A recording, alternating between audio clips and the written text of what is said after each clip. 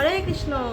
চক্রধারী শ্রী ভগবানের প্রতিনিধি হচ্ছেন রাজা, এমনটা আমি বলছি না, এমনটা শাস্ত্র বলছে। শ্রীমদ ভাগবতের প্রথম স্কন্ধের 18 নম্বর অধ্যায়ের 43 নম্বর শ্লোকে ভগবান বলছেন, অলক্ষ মানে নর দেব নামনি রথাঙ্গ পানই অয়ম অঙ্গ লোক তদাহি চৌর প্রচুর বিনক্ষাতি অরক্ষ মান অবিব রুথবথ খনাত। অনুবাদ: হে বৎস, চক্রধারী শ্রী ভগবানের প্রতিনিধি হচ্ছেন রাজা। এই পৃথিবীতে প্রচুর চোরের প্রাদুর্ভাব হবে এবং প্রজারা রক্ষকবিহীন মেঘপালের মতো মুহূর্তের মধ্যে বিনষ্ট হবে। তো এখান থেকে আমরা বুঝতে পারছি যে যেহেতু রাজা বা দেশের মন্ত্রী তিনি ভগবানের প্রতিনিধিত্ব করে, তাই তার ধার্মিক হওয়া এবং সঠিকভাবে দেশটাকে পরিচালনা করা কতটা গুরুত্বপূর্ণ।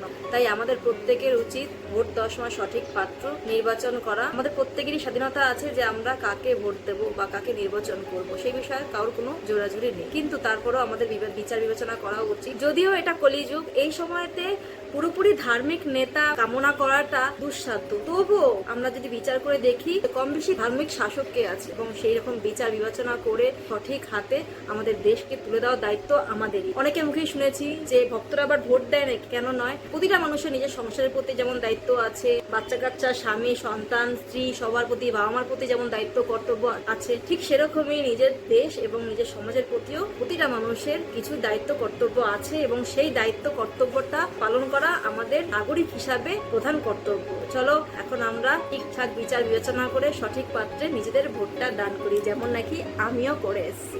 হরে কৃষ্ণ।